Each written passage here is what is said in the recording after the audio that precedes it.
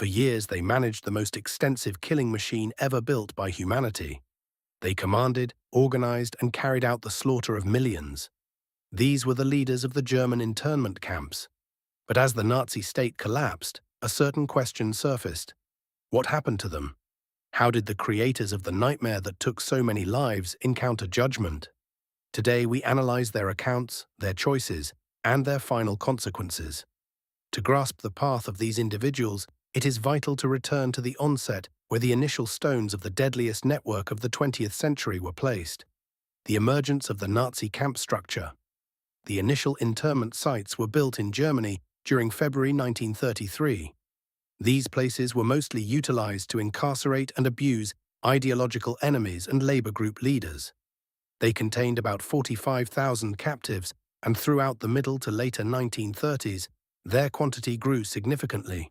As SS head Heinrich Himmler assumed command of the imprisonment structure across Germany, he started employing the site buildings and workers to allegedly cleanse German culture of so-called ethnically unwanted groups like Hebrews, outlaws, deviants, Jehovah's Witnesses, Roma, and various other groups considered a danger to the Nazi power. The sites were managed by the Camp Oversight Body, which in 1942 was combined into the SS Financial and Executive Headquarters and the Skull Units. By 1940, the state in the prison camps had turned unsustainable because of fresh rules for the seizure and holding of state foes.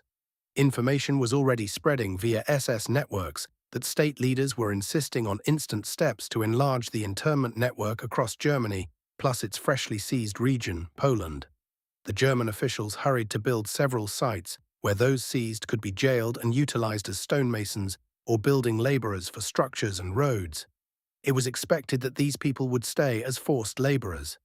Thus, it was considered vital to build so-called isolation sites to crush the local citizens. Originally, it was suggested that these isolation sites would contain captives until they were relocated to different internment sites in the Reich. Yet it quickly surfaced that this was totally impossible.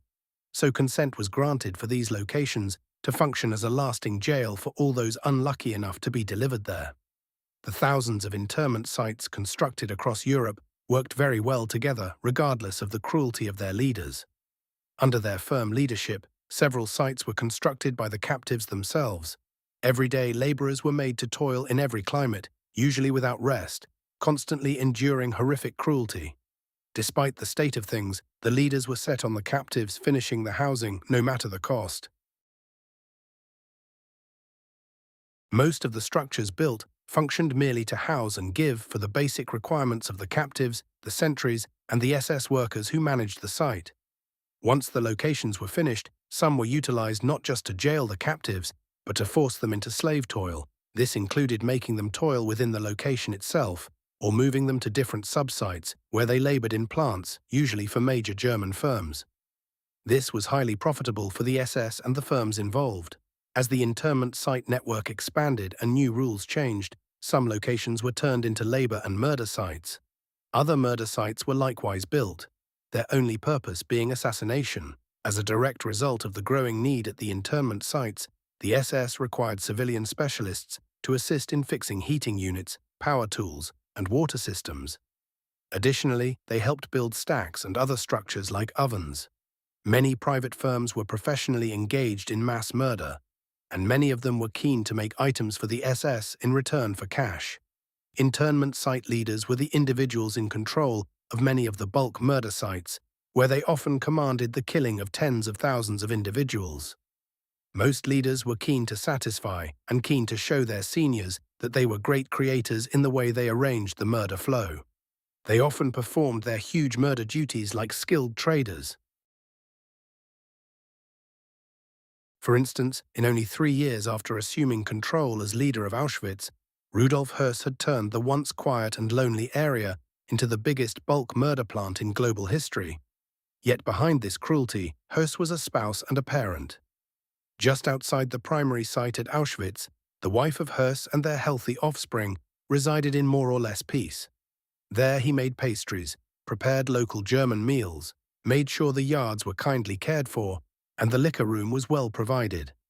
Every day, Rudolf returned home after a rough day arranging the killing of thousands. And yet it was obvious that he had a difficult time performing his duty.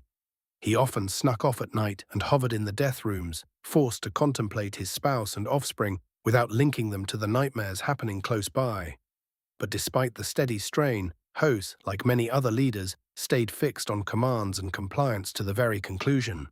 The leaders strongly believed that nobody else could have acted as well as they had in such awful situations. In the end, while they waited for punishment for their acts, no shocks could move their belief. In their view, they had always behaved correctly and had done their task faithfully, carefully, and to the pleasure of everyone. The account of the internment site leaders, from their start to the bulk murder of millions of blameless people, is a gripping story and a useful addition to genocide research. It is a troubling image of some of the most hated individuals of the Nazi state and an amazing look into the thoughts of the bulk killers. Theodor Eicke was the SS general who arranged the Nazi internment sites. During Waffen-SS worker sessions, the leader of the Skull units insisted. He demanded to be given more tools and workers. His seniors answered that he would have to manage with his current stock. The leader did not move. He kept his view loudly and with feeling, startling those there. At one point, the individual rose from his chair, pulled his handgun, and vowed to end his life right there at the meeting desk if he was not given what he desired. His seniors quickly vowed that they would look at his plea. The individual's name was Theodor Eicke. In his heart, he and the Nazi cause were identical. Its battles were his own battles, its errors, his own errors, and its honor, his own honor. This was more precious to him than everything else. He aimed at every chance to praise it. He upheld it with wild passion and strict fighting spirit. Eicke was as proud, rash, and open as his cause. A real scrapper, his kin remarked of him. At any moment in calm or combat with his group or at home, he was always at the start. He experienced his own battles.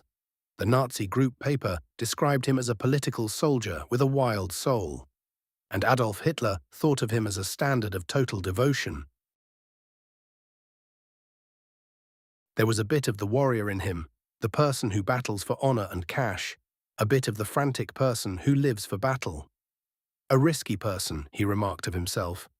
His rivals remarked he was mad. His troops liked him. They addressed him as Father Eicke in wonder, as if he were their parent. He was skilled at building their ego. "There are no better scufflers in the SS than us," he shouted to them. "Nobody is braver or harder than us.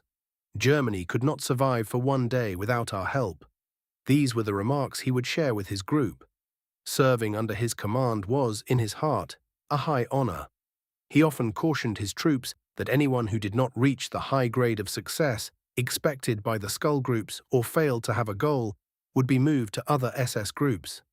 He tried hard to make his troops grasp that being moved out of their group was the most shameful personal error possible.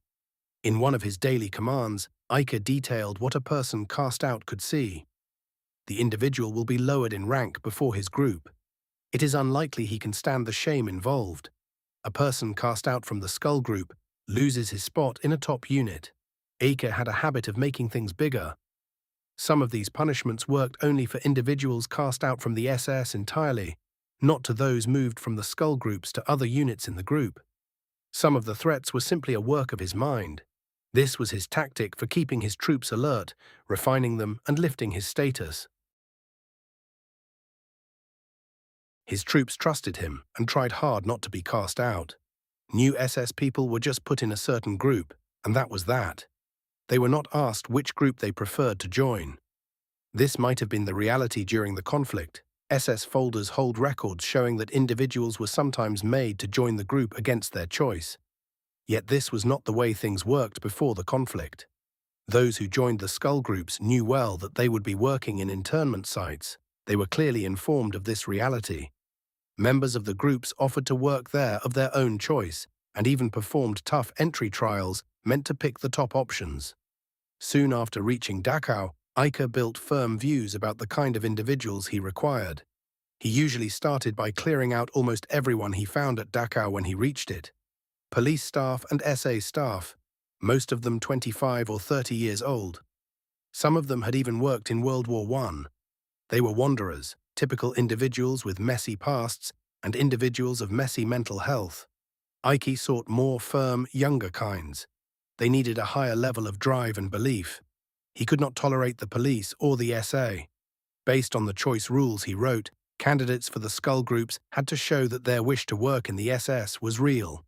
It called for right ethic, soul, body, race, and thought skills that would let them meet the group's needs. The skull groups were formed of career individuals. Most of them were paid workers who functioned as sentries and office staff in internment sites. There were also groups placed outside, but very near to the internment sites. These halted their normal drills only once every 3 weeks and spent from 1 week to 10 days on sentry work in the sites. The initial skull group was formed in 1933 at Dachau, right after Ike assumed command of the site. At the start, these groups counted only a few hundred individuals. A year after their start, they still counted no more than 2,000. Yet their quantity doubled by December 1935, and by the finish of 1937, it had climbed to 7,000. In the summer of 1938, the number grew. When the quantity of those working in the skull groups had climbed to 10,000, Adolf Hitler signed a private command saying that in calm times the groups would be given special tasks of a police type, or in different terms, the management of internment sites. In the case of conflict, the leader said the skull groups would back the military groups of the SS, what would later turn into the Waffen-SS. For this reason, they were also to be given army drills and guns and other combat tools. Skull groups joined the taking of Austria and Czechoslovakia. On the night before World War II, some 15,000 individuals worked in them, nearly half of the whole SS count. When the conflict started, thousands more General SS individuals were joined to make a dozen new skull groups. They did, among other tasks, policing in taken land, bulk moves and killings. At the same time, 6,500 career members of the skull groups were delivered to the front. They, with other individuals, formed a war group under the command of Theodor Eicke, the Skull Division. At the start of World War II, they joined. Under the lead of Eicke, they joined the French and Lowland battles, fighting wildly and taking heavy losses. There they would perform some of their initial war acts. The SS Skull Division experienced battle several times during the taking of France. In middle April 1941, the group was told to go east to join Army Team North. Under the command of Eicke, the group was told to move toward Leningrad as the north part of Plan Barbarossa. They battled in Latvia and Lithuania, and in July moved across the well-known Stalin border. The group then moved to Demyansk, where they were part of hard battles. During one of these tasks, the group was trapped for several months near Demyansk in what would be called the Demyansk Circle. About 80% of its troops were killed, hurt, or lost in battle. The pieces of the group were pulled from battle in late October 1942 and delivered to France for repair. In early February 1943, the Skull Division was moved to the East Front as part of Army Team South. As part of the SS Tank Group, under Paul Hauser, it joined the Third Battle of Kharkov, fighting the Soviet push. At last, during these battles, the individual who arranged the internment sites, SS General Theodor Eicke, was killed on the 26th of February, 1943, during air scouting in work for the so-called Third Battle of Kharkov. His aircraft, a Fieseler 156, was downed by the Soviet forces near Artelnoye. His troops at once started a push to reach the hit spot and take the frame of their leader. Nazi news praised Theodor Eicke as a star. Soon after his passing, one of the Skull Division groups was titled Theodor Eicke. His army status, however, was damaged. Josef Kramer, the hated and final leader of Bergen-Belsen. On March the 21st, 1933, Josef Kramer read in the Völkischer Beobachter, the Nazi group's daily paper, news that the next day, Wednesday, an internment site would start about 14 kilometers north of Munich. The local police head said at a news talk that the site, the initial of its type, would have room for 5,000 captives. The site structures had been a powder plant during World War I. Not far away, at the base of an old fort, sat the village of Dachau. Papers told the news of the site's start quietly. Outside of Germany, it gained small focus. Josef Kramer was a 27-year-old jobless power worker residing in Augsburg. He was a member of the Nazi group and had already worked as a helper in the SS for 6 months. The paper told that the Dachau internment site had been formed as part of the doubled work to stop socialist plots. Kramer was glad, for he loathed socialists. 2 years after reading about the start of Dachau, he joined its workers. He worked in internment sites for over 10 years. During this era, sites were built all across Europe. They grew and became more harsh year after year. Kramer was part of this growth from the start and got used to it, slowly bit by bit, from Dachau to Auschwitz and Bergen-Belsen. When UK Army troops moved into Bergen-Belsen in 1945, they found 60,000 captives rotting from lack of food and illness, many of them on the edge of madness. Tens of thousands of frames lay around the cabins. There were hints that some were consumed. Going back in time, the evening before the Dachau site was started, several socialist group fans were walked to jail at another old weapon factory near Oranienburg, 9 miles north of Berlin. In the coming days, Nazi news leaders would sometimes let outside guests, writers, and people from foreign offices visit the place. In those times, there was still doubt about the holding. Nobody knew for certain who was in charge of what. Within weeks of the rise of Hitler to power, the normal jails were too full. As the grabs went on from Berlin to Munich, the call for new jail spots appeared. Before the building of official internment sites, rough jails popped up all over Germany, built on their own whim by the SA and SS in old plants, sports areas, and fields to hold and sometimes kill their foes. Even before the Nazis took rule, the brown-shirt thugs normally grabbed anyone who crossed them personally. Debtors, trade rivals, annoying neighbors, and even kin members. These acts were part of the general state of lawlessness that filled Germany in the last days of the Weimar state. During the last parts of the conflict, captives moved from the sites in the east were shifted there, just before they were taken by Russian forces. In June 1943, Himmler told that the Warsaw jail also be granted internment site status. The area no longer stayed at that point, having been nearly totally ruined during the famous battle that hit it that spring. When Josef Kramer wrote before his passing that he had gone a long path from Dachau to Bergen-Belsen, he was talking from his own history. He began fairly from his view. From May 1940 to November 1940, Josef Kramer was a helper to Rudolf Höss at the Auschwitz internment site. Then he finished his training as a jail site leader at the Dachau internment site until April 1941. Right after, he was sent as a jail site leader at the Natzweiler Struthof internment site in Alsace, and from February 1942, he functioned as acting leader before being moved to site leader there in October 1942. Under his lead, the German Old Route Study Group built a gas room at the Natzweiler Struthof internment site for human tests, which he told was done on the 12th of April 1943. In August 1943, he had 86 captives moved. They were moved from the Auschwitz internment site and gassed there to finish Dr. August Hertz's famous set of heads and frames at the University of Strasbourg.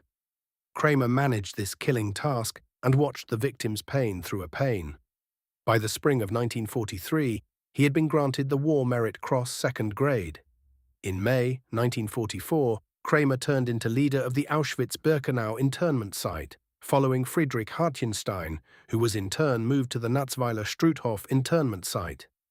At that point, Oswald Pohl, as head of the main SS office, told of a change in leaders. He told of a change in the site leaders assigned to the Auschwitz internment site area, and at the same moment picked Rudolf Höss as the area's leader.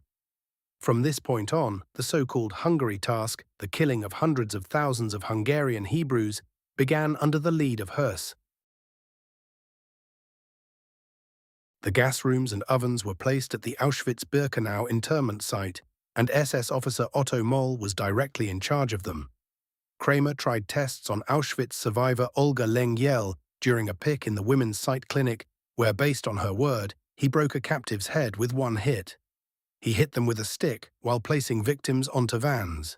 In the flow of the joining of the Auschwitz internment site with the Auschwitz-Birkenau internment site under the lead of Richard Baer, Kramer was moved to the Bergen-Belsen internment site and took lead of the site there on 2 December 1944, following Adolf Haas. He took some of his old workers with him to Bergen-Belsen. Under his lead, self-rule for Hebrew captives was ended in the so-called Star Camp. Hebrew captives were taken from specially guarded work areas and swapped by non-Hebrew captive staff, who at once started a rule of fear. Plus, the living states of Hebrew captives got worse due to small food portions and too many people in the captive cabins. Under the command of Kramer, states in the site fell into horrific nightmare, to which most of the Belsen captives fell victim, mainly due to weakness and fever. Near the end of the conflict, Bergen-Belsen turned into the goal of several move flows from other internment sites, as a result of which the site turned into a totally full area and sickness took large counts of lives. Shortly before the site was freed, Kramer had the folders in the leader office ruined. He told the weak captives to tidy up the thousands of frames lying around the site areas. In January 1945, he had been granted the War Merit Cross, first grade. On the 15th of April, 1945, the UK Army's 11th Tank Division took the Bergen-Belsen internment site without a scrap as part of a local truce worked out with the Army, which was given over as safe land. Colonel Taylor, leader of the UK 63rd Anti-Tank Group, was handed the post of site leader.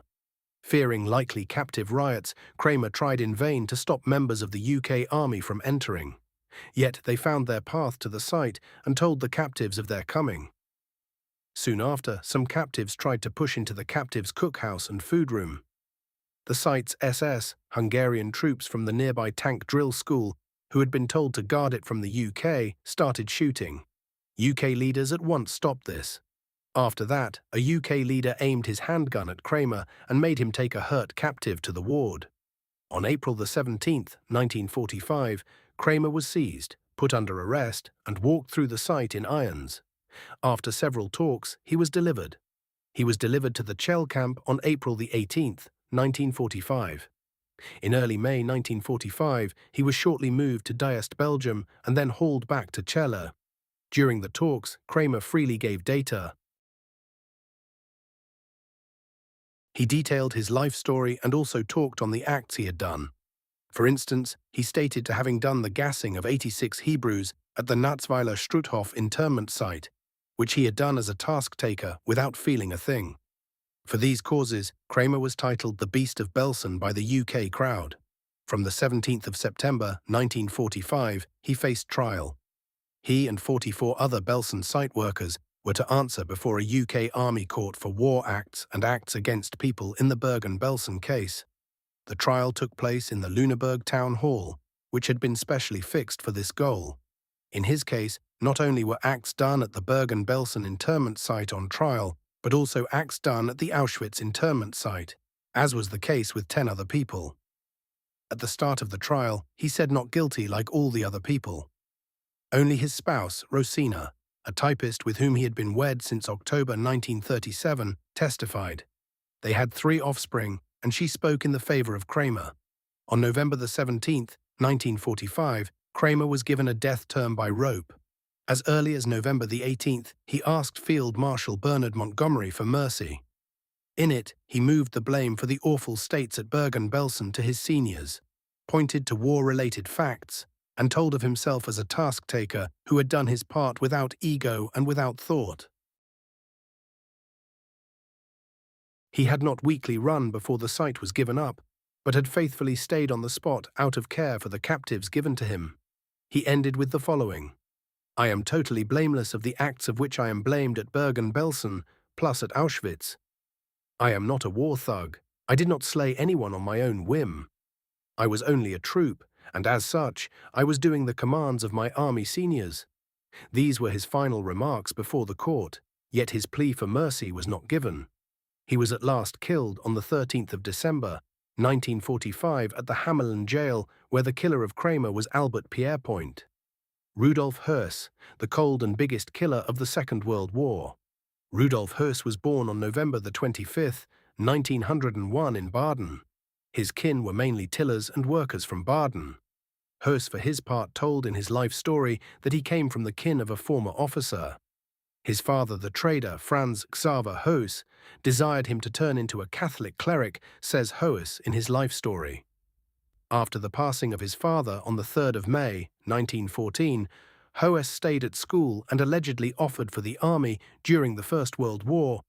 Hoes vows to have worked in Turkey on the front lines in Iraq and later. He later worked in Palestine and to have joined in battle acts against the UK Army. At the age of 17, he vows to have been granted the Iron Cross first and second grade. Yet, these vows have now been proven false. After the school refused to take him, he went back to Mannheim in the fall of 1915. There he resided with his mother and kin. The kin's living states are said to have been weak after the passing of his father. Hess turned into a soldier in 1918 and joined the group Rossbach in 1919, with whom he joined battles. They battled in the Baltic zones, the Ruhr area and Upper Silesia. After the groups were stopped, he toiled on fields in Silesia and Mecklenburg. There he found the National Socialist views. When Rossbach and his fans joined the Nazi Party in late 1922, Hess felt that he too had turned into a member, as he told in his life story. Yet fights later rose between various group officers over the day of his joining the group. In Neuhof, near Parchim, Hess led a work group of the Rossbachers in 1923. At that moment, Martin Bormann was the main boss nearby. He was boss of the manor in Herzberg, area leader of the German People's Freedom Group in the Herzberg zone, and of the Rossbach group in Mecklenburg. Walter Kardau also toiled at the Herzberg farm, having joined the Rossbach work team in the autumn of 1922 after going to a teacher talk due to money woes. Bormann and Hoes desired to hit the hated Kardau for various thefts, and maybe thought him to be a socialist spy. On the 31st of May, 1923, Hess and some other Rossbachers grabbed Kardau from a woods outside Parchim, badly hit him, finally killed him. They buried his frame in the woods the next day. The act which turned into the well-known Parchim killing was found by one of the members before the social groups. On March the 15th, 1924, Hoes was given 10 years in jail by the state court for the guard of the state. His later friend Bormann was given 1 year in jail for his part in the Parchim Act. Hoes was let out on the 14th of July, 1928 as a result of the amnesty. Raised to SS officer on the 20th of November, 1934, Hoes finished special war drills at Dachau. He was with the guards at Dachau internment site from December 1934 to January 1935. On the 1st of March, 1935, he was moved to Area 2 at Dachau and raised to SS Sergeant on the 1st of July. On the 1st of March, 1936, he turned into SS officer and a month later site leader of safeholding. He was thus in charge of checking the count of captives, managing the captives' office, and like his senior, picking block leaders. He also performed terms in internment sites or watched their doing. His seniors thought of him highly. He was serving his jail term during the Nazi group's ban and at the moment of its restart in February 1925. Hoes was unable to ask for new group status at that moment and did not have a card at the moment of his entry into the SS. In November 1936, the state lead of the Nazi group told the local Skull group that Hoes was not found with number 3240, but rather another group member. Hoes was to be taken from the local group's list until further notice. On August 2, 1937, he asked to join. Since he had not gotten a group card until 1939, also due to the ban on entry set in 1933, Bormann stepped in with the state group lead, and Hess was let in on the 3rd of April, 1939 backdated to the 1st of May, 1937. He also tried to be granted the Order of the Blood, which he did not get. In August 1938, Hess turned into helper to the leader of Sachsenhausen internment site, and in November 1939, head of the holding site with the rank of SS captain. There he was in charge of killing. He was in charge of the killing of the Saskin, who had been moved there in March 1940. Plus, Hess led firing groups at his spot in Sachsenhausen, including the killing of the so-called Bible kids. In May 1940, he was moved to Auschwitz internment site as site leader. On the 1st of March 1941, Hess got orders from Himmler to build the Auschwitz-Birkenau internment site. In the summer of 1941, he was delivered to Himmler in Berlin. The latter told that the leader had told of the final fix to the Hebrew query, and he was to do it. Soon after, Höss got a visit from Adolf Eichmann of the State Security Office at Auschwitz. He gave a rough count of moves and made it certain that only gas would be possible for the ruin, since the expected piles could not be fixed by shooting. Actually, this was too big a load for the SS troops because of the ladies and offspring. Based on Eichmann, in the fall of 1941, the helper of Höss, Karl Fritsch, had Soviet war captives gassed with Cyclone B on his own whim. Höss was on a work trip at that moment. He felt same with Eichmann. Fritsch later bragged of being the creator of the Auschwitz gas rooms and of Cyclone B having been the first to be well utilized for bulk murder. Rudolf Höss managed the ruin of the Hebrews at Auschwitz, which started around 1941 and 1942. They were killed in 2 field houses that had been shortly turned into gas rooms. At the finish of 1942, building started on 4 big ovens, with gas rooms which were utilized for bulk killings starting in March 1943. In November 1943, SS General Oswald Pohl, as head of the SS Financial Office, split the role. He split the office of the main leader of the Auschwitz internment sites. In the flow of this, on the 10th, 1943, Höss was handed the lead of work at the SS Financial and Executive Main Office and was picked for Oranienburg for this goal.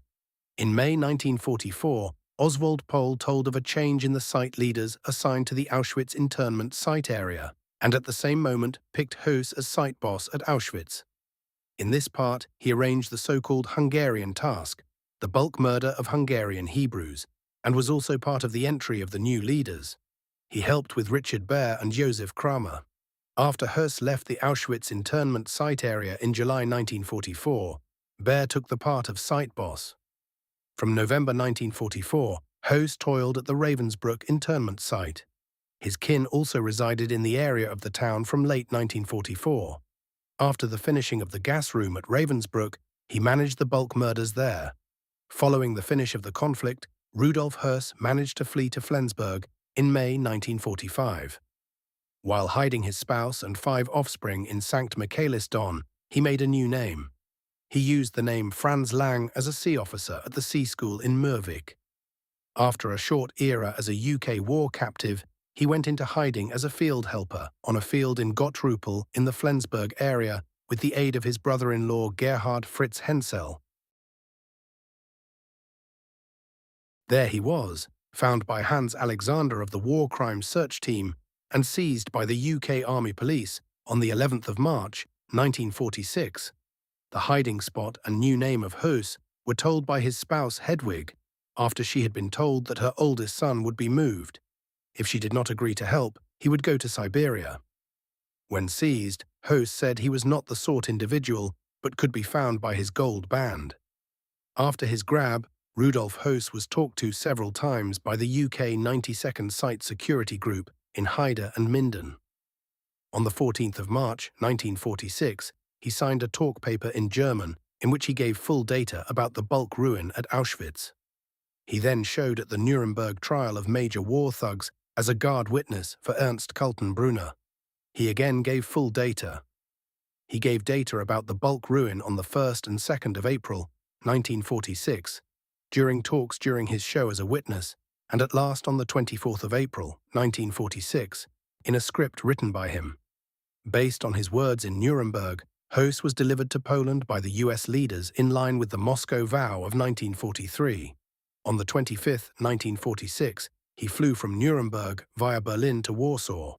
On July the 30th, he was moved to Krakow by rail with Amon Goeth, leader of the Placeau internment site, and faced the court.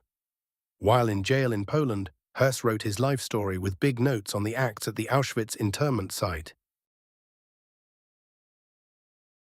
During the trial held from March the 11th to the 29th, 1947 in Warsaw, he helped with the clearing of many old issues with his word. Likely, until the very finish, he did not grasp why he was being held to blame, since he had only done as told. Finally, on the 2nd of April, 1947, Höss was given death and the killing took place on the 16th of April, 1947, on the Auschwitz site. The site was opposite his old home, looking over the camp. Armin Goeth, the slayer of Plasov, Amon Leopold Goeth, was born on November the 11th, 1908, in the Vienna zone of Gumpendorf, the only offspring of Amon Franz Goeth and his spouse, Bertha Goeth. The boy's ritual took place on the 18th of December of the same year in the local church of Gumpendorf. At that moment, his kin ran a shared book and art shop, which focused mainly on the sale of holy texts and army books. Their pay let the kin lead a middle-class life. Yet, due to their work acts, the kin of Amon found small time to tend to their son. The boy thus mostly grew up with a childless aunt on his father's side. In 1915, Amon Goeth began school at a private primary school. Yet, he showed small interest in study, so his school grades stayed weak. As a result, in 1920, he was put in the care of a hard Catholic home school in Weidhofen by his guides, where he was to set the base for a later good work life at the local school. These dreams were not met. Instead, Goeth, who was seen by those nearby as wild, built a hate for the power of teachers. In the summer of 1925, he at last stopped his school study without a degree and began working as a learning bookseller for a shop in his kin's firm. It was during this time that Goeth, then 17, began to turn truly keen on National Socialism and its views. In the frame of the cross groups and other German groups, his anti-Hebrew view was then fixed. Around 1927, Goeth joined the army group of the Styrian Heritage Group in Vienna. Researcher Johannes Sachs-Lehner thinks that this step was a quest by Goeth for likely work paths. In this frame, he is also said to have tried, though without success, to study fieldwork. Despite the said work, Goeth soon turned bored with national security. Mostly, he was annoyed by the lack of force there and the fight among the land's leaders. So he went back to the groups around 1929 and 1930. On January the 24th, 1940, he joined his father's firm in the 6th zone of Vienna in Maria-Hilfer-Strasse as a mate. The gains of the growing National Socialists in the 1930 state, votes in the German Reich, moved Goeth to join the Nazi group on the 13th of May, 1931 in the Vienna local team in Margareten. After a formal move to the Vienna local team Maria Hilf, he took over the tasks of political boss there. Aiming for a fast path, Goeth asked for entry to the SS in the same year. After a yes choice on his plea, he was sent to the Daimler Group, a Vienna SS subgroup for work.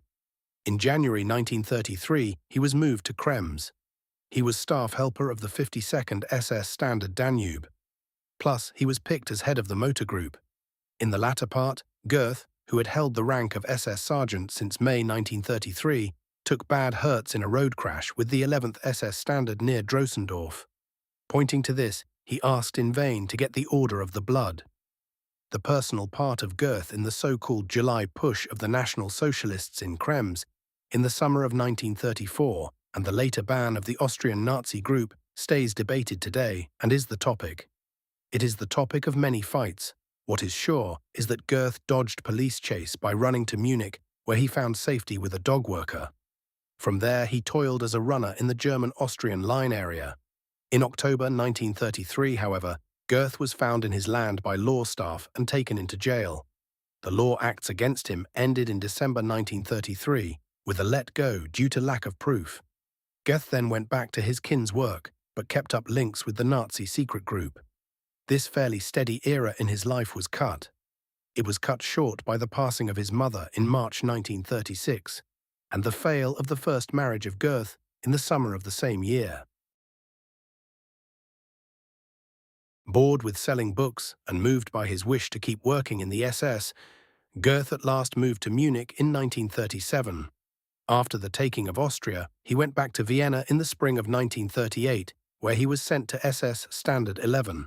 In the fall of the same year, he wed again. Following the start of World War II, Goeth offered for the Waffen-SS in March 1940. He was handed the tasks of work leader in the East Task Command in Upper Silesia, with its base in Teschen. Based on his own words, he was handed the listing of horse and other farm beast groups, among other things. Yet this work was short-lived, as in the fall of 1940, Goeth, now as money boss, moved to the office of the Coordination Office for Ethnic Germans in Katowice. In this spot, he was raised to SS Sergeant in January 1941 and to SS Officer on the 9th, 1941. His work notes were all clean. The causes and facts around the task of Goethe to the General State in Lublin, joined by the German Reich to Odilo Globoknik's staff experiences in the spring of 1942, are guesses. It is likely that personal links or his status as a good worker played a part in this. At that moment, plus the alleged heads of the ongoing task, police and SS teams sent to this goal were placed in the old-school home on Pierakistrasse, including killers and war thugs. It is likely that Goethe turned wild by huge leaps in the circle of these individuals. They practiced racial views of ruin. Yet Goethe was still free from such killing acts. Instead, he was first handed the task of watching building as part of the growth of the current SS work site in Budzin, where more cabins were built for about 2,000 forced workers, mainly Hebrews, from the Konski area. Goethe then joined in arranging the pick steps for the move of the Belzis area and the move of those unable to toil, the old and kids to the Majdanek internment site, plus the many horrors done by members of the SS group and Goethe's. Hundreds of bribes, so-called cash gifts, are also noted, which would set his later status as a shady leader. Yet theft of goods, which mainly consisted of costly furs, skins and stones, was shown. The search act started against Goethe, however, was without result. During the summer of 1942, Goethe was handed the getting of building goods for what SS slang called secret building steps. Likely this involved the taking of raw goods and goods for the building of the ovens at the Belzec, Sobibor and Treblinka ruin sites. Yet the entry right he was granted. The right to the said stores could also have been linked to the check and quest of the art and goods kept there. From October 1942, Goethe was handed the task of watching the building of the turn of the Poniatowa site into a labor site for Hebrew forced workers. Around the same moment, he began the growth of the Puskow labor site, whose room was to be grown to include the healthy Hebrews of the Krakow area. Yet, since building acts had moved very slowly, the local head of the SS and police told Amon Goethe to help. He knew him from his time in Munich and asked to watch the building in February 1943. At the same moment, he was given the chance of turning into the site's leader upon its finish, which he took. The first task of Goethe in his new zone of work was the mean push of the Polish kin still residing near the site from their homes. At the same moment, he fixed the clock for the finish of the new cabins under threat of the death term. Goethe used this latter act on the 5th of March, 1943, when he saw the lack of 2 ladies during the daily morning count, and then at random shot 2 Hebrew staff standing near with his work gun in a fit of fury. The lost ladies were found later in the day and on Goethe's commands were openly killed on the site grounds. The labor site captives soon turned aware of the special part of their new leader. Plus building cabins, the captives were also in charge of building brick cabins for SS leaders and troops. As leader of Plasio, Goethe first resided in the so-called Red Home on Jerozolimska Street. It was not far from the site's main door. Drinking was common there. Later he moved to a home above the site, which had been specially fixed for him. Daily life in the site was prone to Goethe's hard commands and was marked by random killings, bullying, shame and pain by himself or the guards. After the morning count, the captives were led to their given toil. Acts at flight or damage were usually paid by death, while moving food, for instance, was paid by 100 lashes. Good flights were paid by the killing of 1 in 10 captives. It was not rare for Goethe to do this himself. He felt that with such steps he could show his views of order and rule. Yet due to his habit of at random shooting captives from the porch of his home in the morning with a rifle, he was named the Slayer of Plasov by the captives. Early on, he killed at least 500 people with his bare hands. After killing a person, he asked for their data so that their kin would also be killed, as he did not desire to have unhappy people in the site. It has also been told he killed at random nearly every day. A wrong look was enough for this, so the captives chose to look at the dirt in Goethe's view. His raids on the cabins at odd times in search of hidden goods of any kind mainly served his personal gain, for instance, with stones or foreign cash. Goethe forced data about the hiding spots under threat of the death term, but mostly with the use of a whip.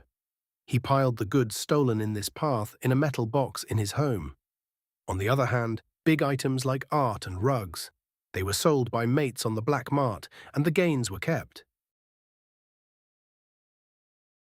He also treated SS troops harshly, bringing them before SS and police courts for the smallest errors.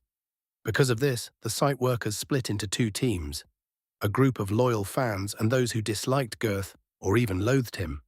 For his work and gains in the building of the Plassau site, Goethe was raised to SS captain on the 28th of July, 1943, by the higher SS and police leader East. The steady black mart acts of Goethe, his hard way towards his troops, and his wild life led to a complaint from other SS members in the summer of 1944. In May 1943, a previously started case against him for tax dodging had been shut without result. SS Judge Conrad Morgan was in charge of handling the new complaint and started the right search steps. In the flow of these searches, a first car containing Goethe's stolen goods was seized at Opava stop at the end of August 1944, with others to follow. Goethe was seized by police staff at his home in Plassau on the 13th of September 1944. The seizure paper issued by an SS court and the Krakow police was based on doubts of taking goods and cash from Hebrew captives for own gain and of bad way with captives. After a stay in Vienna, likely to be let to tend to personal things, Goethe was brought before an SS court of honor. While Schörner, who was blamed at the same moment, was lowered on the same counts and moved to the special SS group Dirlewanger on hope at the front. Goethe was let out on cash. Likely, however, he was not totally free in the coming months. He was at least shortly held at Dachau. At the finish of January 1945, Goethe visited Schindler for the last time at his new work spot in Brünnlitz, Moravia, likely to guard the goods he had put there or to take parts of them. He then went to a Vienna army ward for medical help for a stomach sore. There, after taking his own loot, Goethe was seized by the field police on the 17th of February 1945 and then taken to the Munich jail on weight via the police home. Landshut pending a new trial, Goethe was seized there. He was seized there on the 27th of April 1945 by members of the SS field police, forced into the army and sent to the replacement group placed in Munich.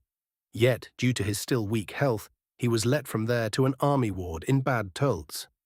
Goethe was seized in early May 1945 by staff of the US Intel Corps on doubt of likely war acts done at the Dachau internment site and put in jail. Yet, he managed to hide his true roots by taking a false name. In mail with his kin, he moaned. He moaned of a lack of food and drink, as well as good clothes. At the start of 1946, Goethe, who was jailed in the main zone for suspects and witnesses of war acts at Dachau, hoped to be let go soon. In January 1946, Goethe asked for a check of the causes for his jail time. In it, he said that he had never actively joined in the Dachau internment site, and that the same doubts against him had only risen because he had been held together with members of the SS from that camp. For more cause, he vaguely said. He said he had been active in the Krakow area, moving US leaders to do more searches into his soul. Faced with new proof, Goethe at last stated during talk in February 1946 that he had been the leader of Plassau, but at the same moment tried to lower or shrink the acts done there and the states at the site. Yet his words were proven false by many words from surviving captives. At the end of May 1946, Goethe was handed over to the Polish law leaders along with the old leader of the Auschwitz site, Rudolf Höss. On July 30th, 1946, the two old Nazi leaders reached the Krakow main rail stop and were met by an angry mob. Yet their wish to kill was not aimed against Rudolf Höss, but against Goethe, who was to be guarded by security staff specially sent for this goal. The trial began on August 27th, 1946, before the High National Court in Krakow in the biggest room of the local court under big news focus. Plus many people from the news, the trial was joined mainly by Hebrew victims of Goethe's rule of fear. In order: In order to stop Goeth's expected defense plan, pointing to the rules of war, the court had a law expert explain first that the Nazi rule in Poland between 1939 and 1945 was not a war in the real sense of the word, but a hit, and that the acts done should thus also be weighed based on Polish law. Yet the court's fears stayed groundless. Instead of the expected smart move, Goeth followed the easy path of hard saying no to all claims against him. Speaking about the acts of force done, he doubted the trust of witnesses.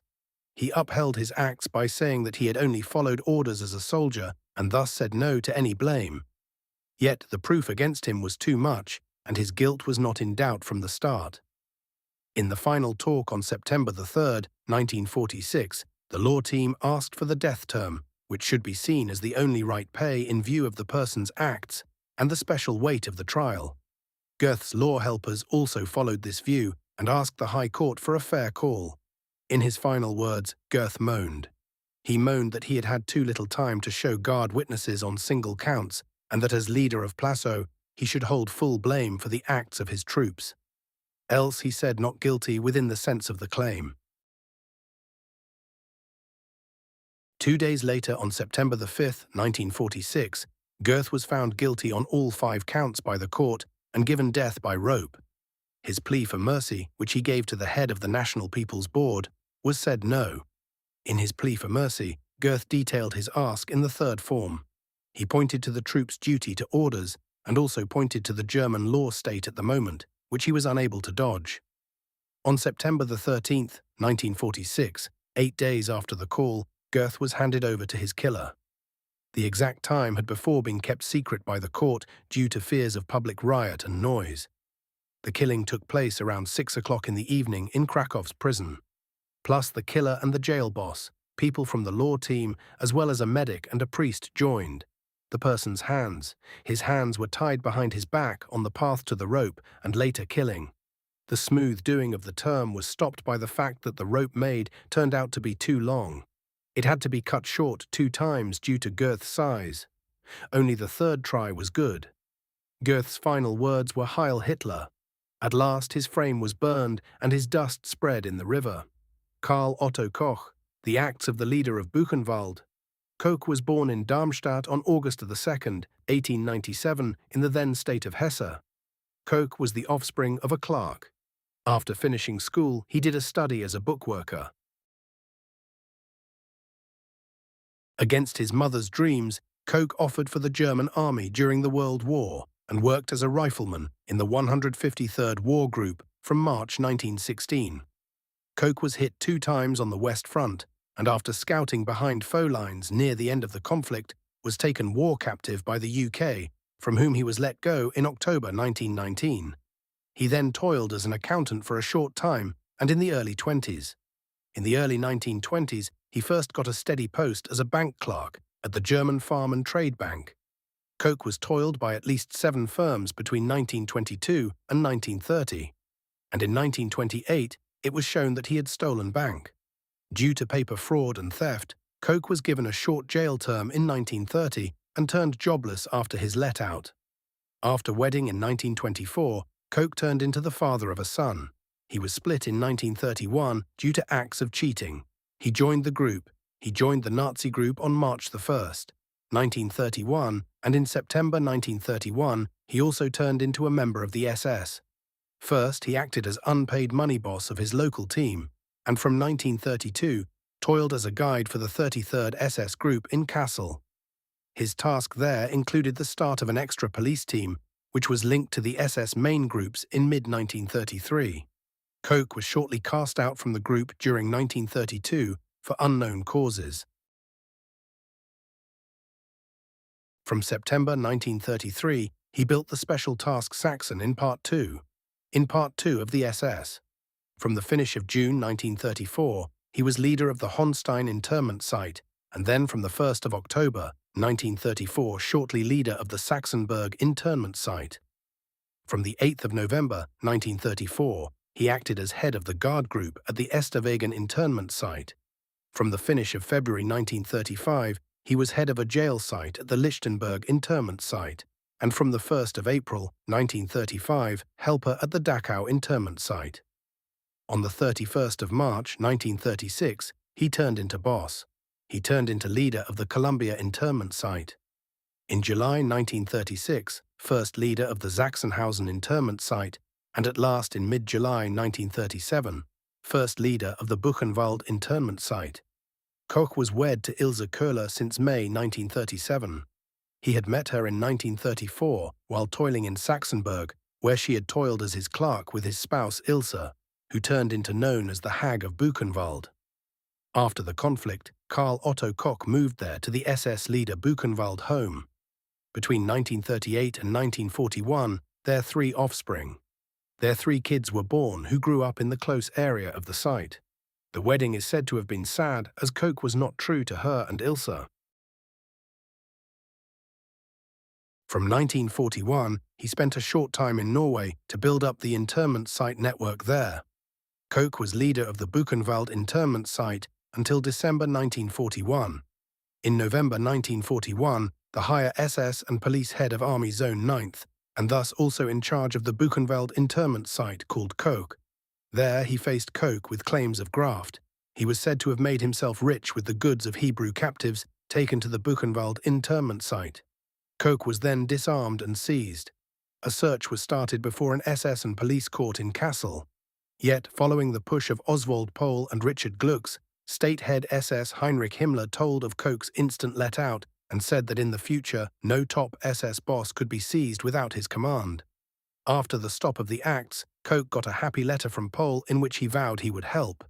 He vowed to step in to guard if again a jobless lawman should wish to reach his killer's hands to Koch's clean frame. Buchenwald internment site to Majdanek internment site thanks to Himmler's help, where he again turned into site leader. After the flight of 86 Soviet captives from Majdanek on July 14, 1942, he was first given time off in August 1942 due to loose care in the let-out of captives. After that, Koch was moved to an SS link officer for Post Guard. On February 17, 1943, the acts against Koch. The acts for loose care in the let-out of captives were stopped, but his move from the War SS to the General SS was kept. In the meantime, the head had done more searches into the graft case around Koch by having site office papers checked and weighed if still there. While checking the passing lists of the Buchenwald internment site, he found the names of Walter Kramer and Karl Pikes, both captive medics who had allegedly been shot while fleeing in the Goslar sub-site on the 6th of November 1941. Kramer was known to the head. The head had successfully healed him for skin sores. Koch, as was shown after more searches, had also been healed by Kramer for sickness, as he, like many other SS bosses, chose the care of captive medics to care by SS medics. Kramer and Pakes were thus unneeded witnesses. Plus, Kramer also knew about Koch's theft. These killings told by Koch would later be shown to him and at last formed the main base for the killing claim. The head also talked to members of the guard and captives. He sent the findings of the search to Himmler. He sent them to Heinrich Himmler, who let him keep the search. But first, with focus to the personal gain of Koch and his spouse. At last, with Heinrich Himmler's okay, the searches were moved by the SS and police court in Kassel to SS Judge Konrad Morgan, who was already watching the Koch's bank and mail. After big searches at Buchenwald internment site, Morgan found a graft case of huge size that went far past the Koch case. During searches of the rooms of Koch's old workers, Morgan found big piles of cash, gems, and bits of gold. They were from captives killed with the help of the law police. Plus, more killings and tried killings of captives were found, which may have happened on Koch's commands due to their part or wish to speak. On the 24th of August, 1943, Koch was at last seized again by the police for graft and the killing of 3 captives, along with his spouse in their office rooms at the Buchenwald internment site. The pair were taken to the Weimar rooms. The seizures took place with the part of Konrad Morgan. After a hard talk with Konrad Morgan, Koch stated the claims against him. Plus, other members of the leader staff and sentries were seized as helpers, such as Koch's helper, the head of the jail block, and the site medic. By the finish of the summer of 1943, likely law witnesses had been healed in wards for sharp signs of harm, such as Hackman's spouse and the father of an SS officer seized in the frame of this law group. Yet despite the Dead's check and later searches, the harms could not first be linked. They could not be linked to a single killer, nor could it be shown that they were based on Koch's commands. After the findings of the search into the Buchenwald graft case turned known on April the 11th, 1944, the claim against the blamed was issued on August the 17th, 1944. In September 1944, the trial of the blamed began before the SS and police court in Kassel, which was now working for special goals to search and try non-set internment site acts. The trial was held behind shut doors and a total of 22 witnesses, both SS troops and captives, were heard. The acts against the Kochs were later heard in parts. The claims were graft, killing, and hit with a dead end. The calls against the Kochs were told in December 1944. Koch was given death 2 times for killing, taking stolen goods, cheat, theft, and push. Other members, Hermann Hackmann and Hermann Florsted, were also given death, likely also Hoven. Johann Blank is said to have killed himself in the hole at Buchenwald internment site after his seizure in February 1944. Waldemar Hoven and Martin Sommer were let from jail near the finish of the conflict. Sommer was still on Hope at the front where he was badly hurt.